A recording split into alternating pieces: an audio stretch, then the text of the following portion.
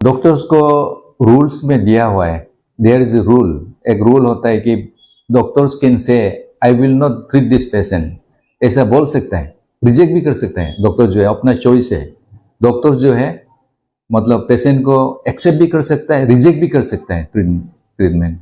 तो हम लोग उसमें एक्सेप्ट करेगा ना रिजेक्ट करेगा, हम लोग सोचा जाएगा उस समय में। मेरे प्यारे पब्लिक व्यूअर्स, थ्रू आलो न्यूज़ में एक सूचना देना चाहता हूँ। ये आज से यानी कि 1 जुलाई से हम लोग का हॉस्पिटल का कुछ न्यू रूल्स एंड रेगुलेशन चालू होगा। ये रूल्स एंड रेगुलेशन इसलिए चालू होगा कि हॉस्पिटल में एक पेशेंट के लिए इतना ओवरक्राउडिंग होता है हो कि जो पोस्ट ऑपरेटिव पेशेंट ये सब भी क्रॉस इन्फेक्शन यानी कि नेजोकोमियल इन्फेक्शन, मतलब एक पेशेंट पार्टी एक पेशेंट को इन्फेक्शन ट्रांसमिट कर सकता है। ऐसा हो कि हम लोग पब्लिक फ्लो को हम लोग रेस्ट्रिक्शन करने जा रहा है, उसके लिए कुछ न्यू रूल्स रेगुलेशंस लागू किया है। This will be effective from 8 July, means from today.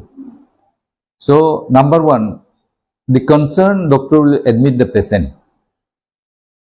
इसमें एडमिशन होते समय में 500 हम लोग कलेक्ट करेगा। This will be treated as security money which will be refunded on discharging of the patient। ये 500 हम लोग कलेक्ट करके सिक्योरिटी मनी में रखेगा। उसके बाद जब पेशेंट को डिस्चार्ज होता है तो हम लोग उसको हैंड ओवर कर देगा।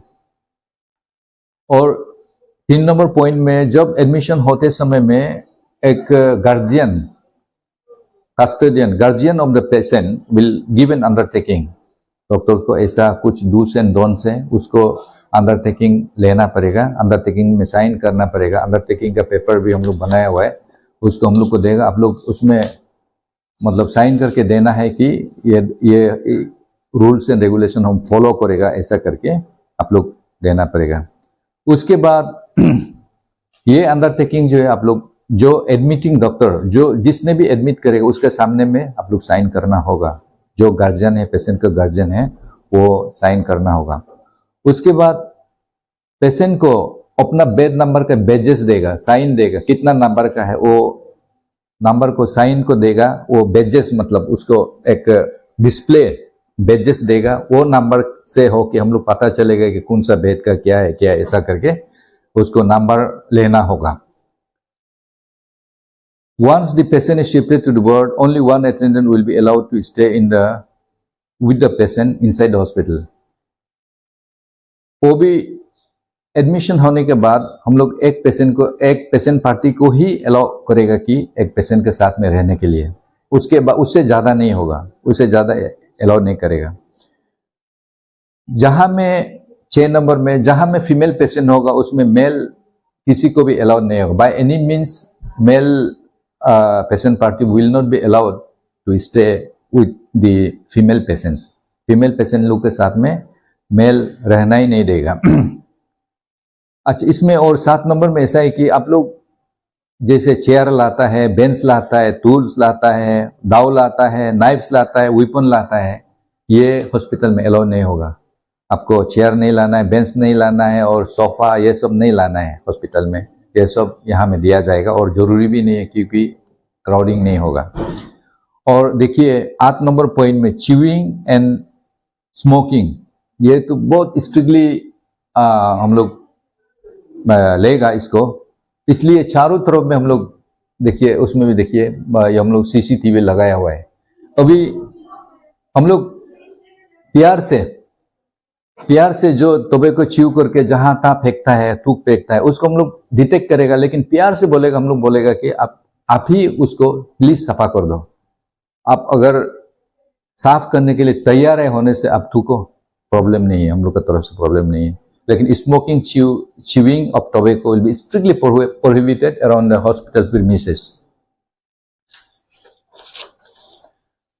अच्छा देखिए, one more, outside vehicles are not allowed inside hospital, जहां तहां से हॉस्पिटल में गाड़ी रखेगा, उल्टा पुल्टा पार्किंग करेगा, ऐसा हो कि हम लोग का इमरजेंसी जो एम्बुलेंस आना है उसको भी ऑब्स्ट्रक्शन करता है। और इसको भी ध्यान देगा कि मतलब सिर्फ ओनली स्टाफ का, डॉक्टर का गाड़ी एंड एम्बुलेंस का स्पेस रखेगा। इसको आप लोग ध्यान दीजिए कि मतलब ओनली एम्बुलेंस का माने एक्सेस होगा ये हॉस्पिटल में। बाकी जहां भी हो, इधर भी हो, जहाँ वो उसमें जैसे गायनी वार्ड में भी हो, पब्लिक गाड़ी अलाउ नहीं करेगा। और पेशेंट आप लेके आएगा, ड्रॉप करके फिर बैक, ऐसा होगा। और हम लोग विजिटिंग टाइमिंग सेट किया है मॉर्निंग 6:30 AM, सुनिए, मॉर्निंग 6:30 AM से 7:30 AM को आप लोग को अलाउड किया जाएगा in the morning. In the evening 3:30 PM से 5:30 PM तक ही मतलब विजिटिंग आवर रख देगा। और जब भी पेशेंट पार्टी बोलते हैं कि मेरा पेशेंट डिस्चार्ज कर दो, एनी टाइम बोलता है, ये नहीं होगा। अभी पेशेंट का डिस्चार्जिंग टाइम होगा 10 AM से 12 PM तक, 12 PM तक। No patient will be discharge beyond this time.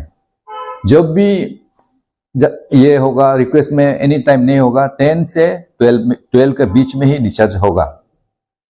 और इसमें हम लोग ऐसा है कि जब भी पेशेंट पार्टी अनरूली या अनकोऑपरेटिव अंडरटेकिंग देने के बावजूद ऐसा होने से ये ट्रीटिंग डॉक्टर जो है ये प्रॉब्लम्स को मेरा इधर लाएगा, हम अपना तरफ से बात करेगा, अपना तरफ से जी जो पॉसिबल ये है हम उसको बात करके निपटा लेगा।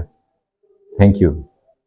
ओके सर, आप लोग का जो न्यू गाइडलाइंस है, रूल्स है, बहुत अच्छा बने। तो सर देखा गया है कि आप जो यहाँ में एडमिट करने आते हैं उसको 500 आप डिपॉजिट करना है एज सिक्योरिटी फी के लिए। तो सर आप क्या जो स्टूडेंट यहाँ में एडमिट होता है उसको क्या आप लोग पैसा डिपॉजिट करने के लिए आप लोग कहेगा ना? वो लोग को क्या है, वो लोग के लिए क्या प्रोविजन है स्टूडेंट के लिए? नहीं, रूल्स तो हर समय एक पॉइंट होता है कि जहाँ पे हम लोग कुछ रिलैक्सेशन कर सकते हैं। जैसे स्टूडेंट हो गया, अचानक बीमार हो गया ना, तो एडमिशन कर रहा है, उसमें होने से हम लोग जब तक गार्जियन को नहीं पहुंचता है, जब तक गार्जियन पहुंच नहीं पाता है, शायद ये सिक्योरिटी फीस को हम लोग शायद माफ करेगा, तब तक जब तक गार्जियन नहीं आता है।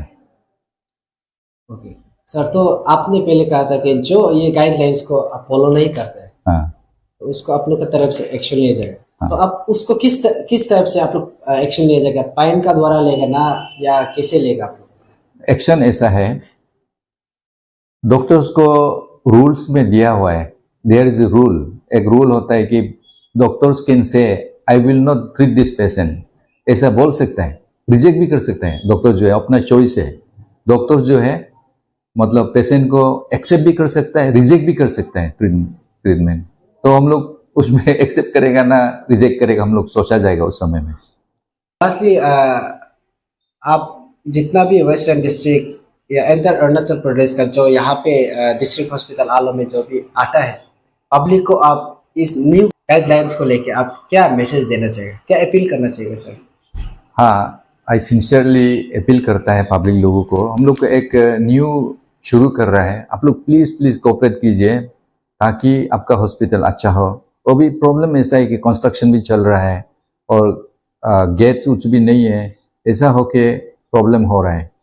तो ये न्यू गाइडलाइंस को लेके आप लोग कोऑपरेट करिए, कीजिए, हम लोग शुरू करके देखते हैं और स्ट्रांगली हम लोग शुरू करेगा, अच्छे से करेगा। आप लोग जो पेशेंट सियोमी से आता है, वेस्ट सियांग से आता है, सियांग डिस्ट्रिक्ट से आता है, सुबनसिरी से आता है और लेपारादा से आता है, जो भी आने वाले प्लीज़ आप कोऑपरेट करने के लिए कोशिश कीजिए। हम लोग भी आप लोग को बहुत सहयोग करेंगे। Thank you.